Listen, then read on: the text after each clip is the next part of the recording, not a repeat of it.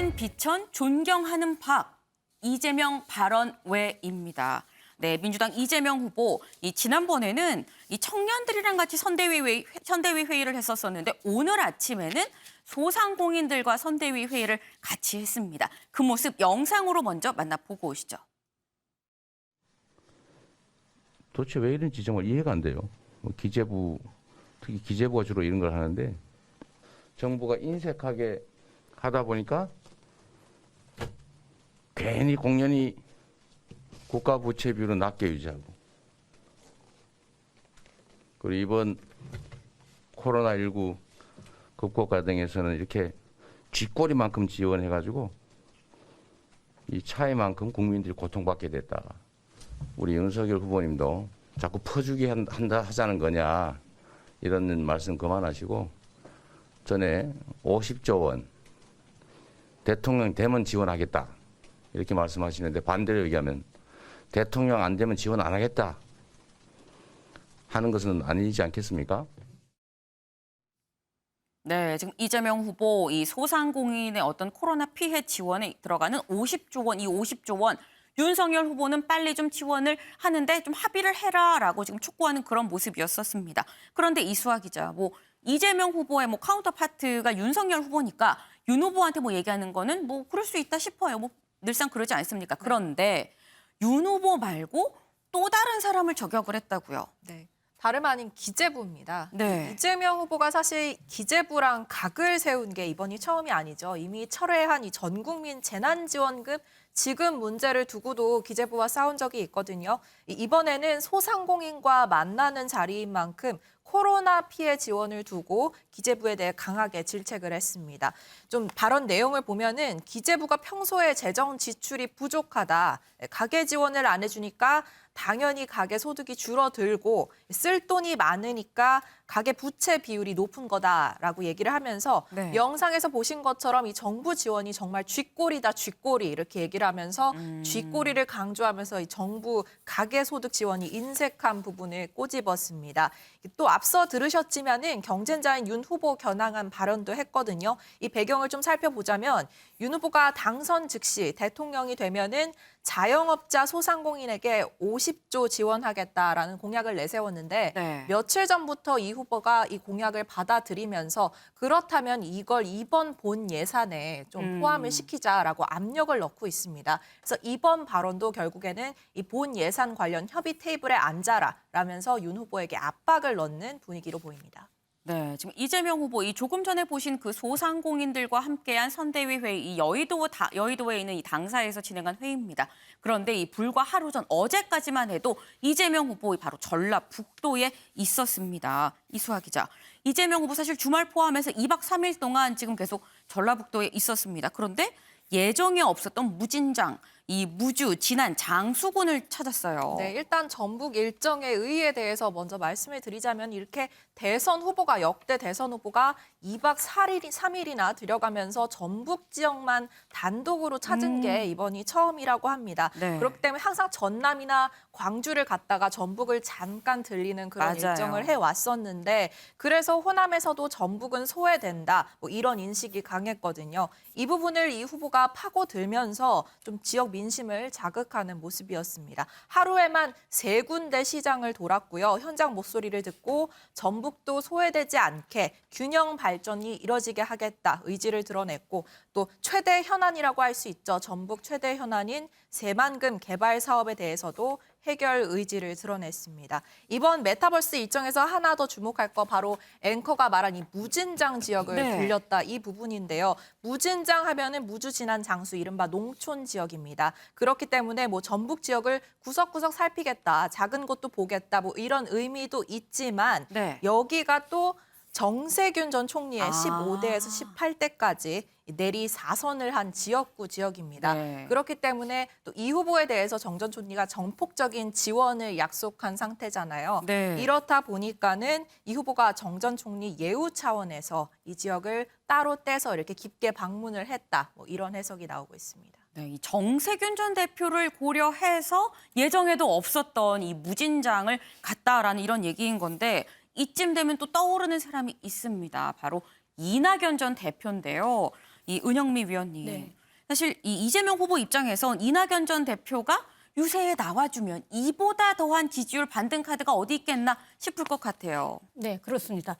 정세균 이에 앞서서 호남 지난주에는 전북을 갔지만 지지난주에 호남을 무려 3박 4일간의 일정으로 맞아요. 다른 지역보다 하루를 더 늘렸어요. 네. 그리고 마지막 날에 이낙연 전 대표의 고향인 영광을 갔거든요. 거기서 네. 굴비 사서 굴비 먹으면서 이낙연 대표 생각하겠다 이런 멘트까지 네. 했었잖아요. 네. 그 얘기는 이제 그래서 우리가 원래 이제 이낙연 대표가 전 대표가 그날 이제 호남 일정에 다른 일정이 있어서 급하게 일정 잡는 바람에 참여하지 못한다는 메시지는 이미 보냈지만 깜짝 방문하지 않을까 하는 기대를 갖고 있었어요. 그랬었죠. 이 전 대표의 뭐 정치 감각이나 여러 가지로 볼 때 아마 그러지 않을까라고 기대를 했었는데 그만 무산되고 말았죠. 그런데 이번에 그 이낙연 대표 챙기듯이 이번에 호남에서 정세균 전 총리의 고향이자 과거 지역구를 방문을 한 거죠. 그러니까 예우 차원이기도 하면서 또 정세균 전 총리가 가진 그 지지층을 내가 다 흡수하겠다 이런 전략이 있는 거거든요. 네. 근데 이제 이낙연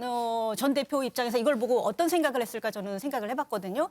그래서 정세균 전 총리는 경선 과정에서 일찌감치 뭐 사퇴를 했으니까 이재명 후보하고 앙금이 별 남지 않았지만 네. 이낙연 후보는 경선 과정에서 앙금이 많이 남았기 때문에 그때 깜짝 방문 안 한 거 보고 일정도 일정이지만 아직도 앙금이 있는 게 아닌가라는 해석도 일부에서는 하기도 했거든요. 그래서 이번에 이제 정세균 후보가 유세 지원에 나선 거 보고 또 이제 지난주에 홍준표 후보가 사실 민주당에 이낙연이 있다면 국민의힘에서는 홍준표 후보가 같은 처지였어요, 사실. 네, 네.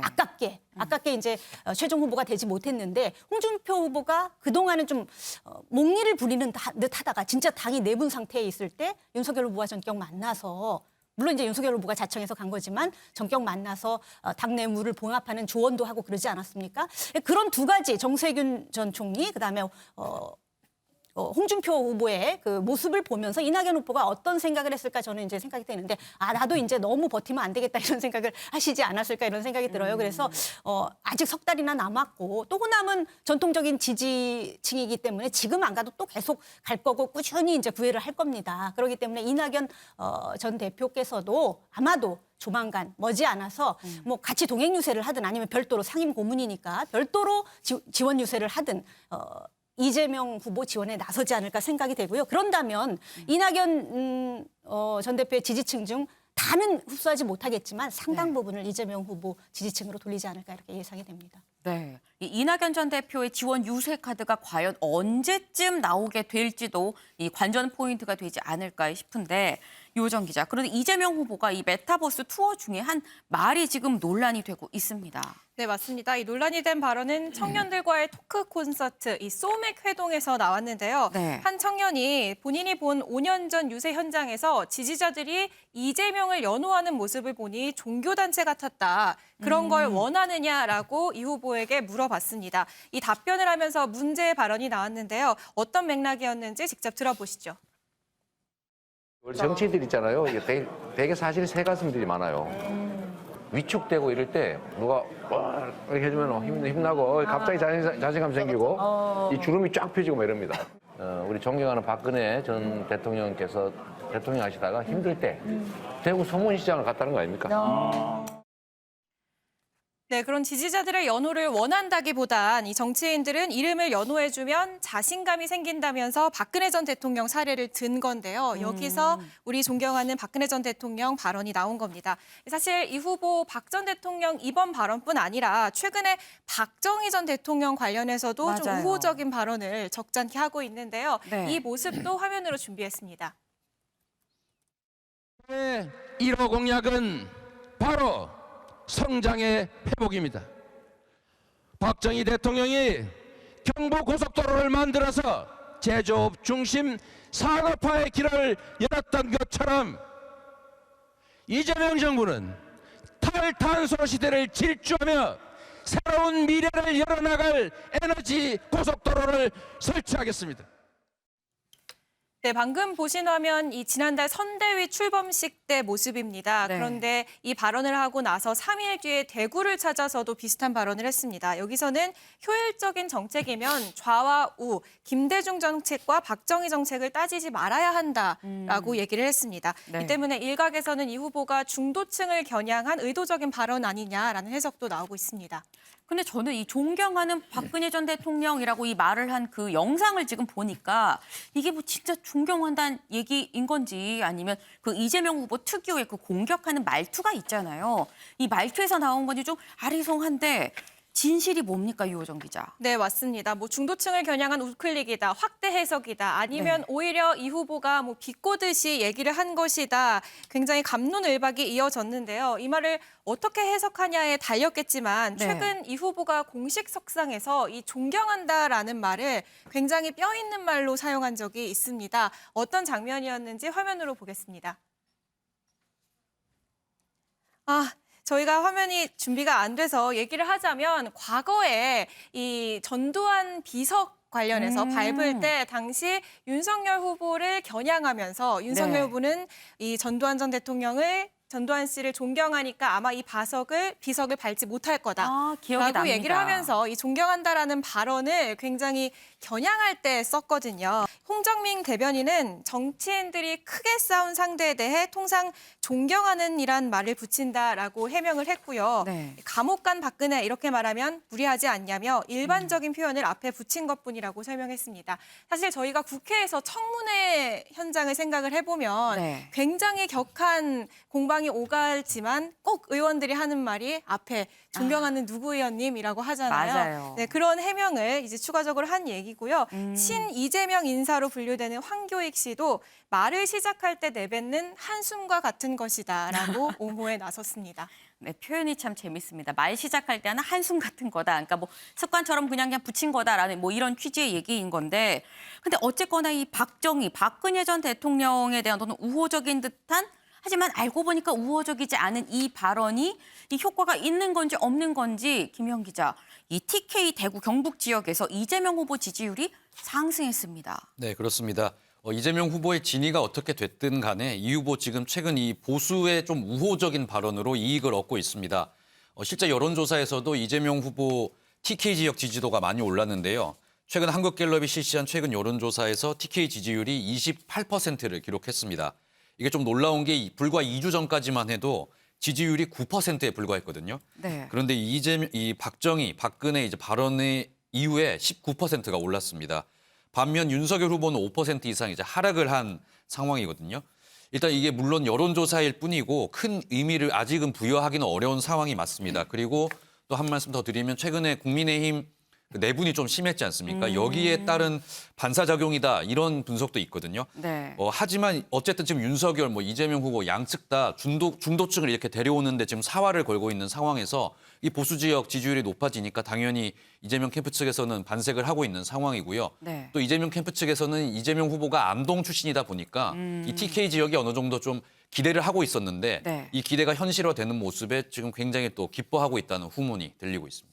네, 뭐 이 기뻐하고 있는데 또 다른 논란을 좀 얘기하기가 좀 미안한 마음은 드는데 이 논란이 된 게 존경하는 박근혜 전 대통령 말고 또 하나 있던데요. 네, 그렇습니다. 이번에 이재명 후보 그 전북 군산에서 네. 제 출신이 비천해서 제 주위가 더럽다. 제 출신이 비천한 것은 제 잘못이 아니니까 너무 탓하지 말아달라. 이런 취지의 발언을 했습니다.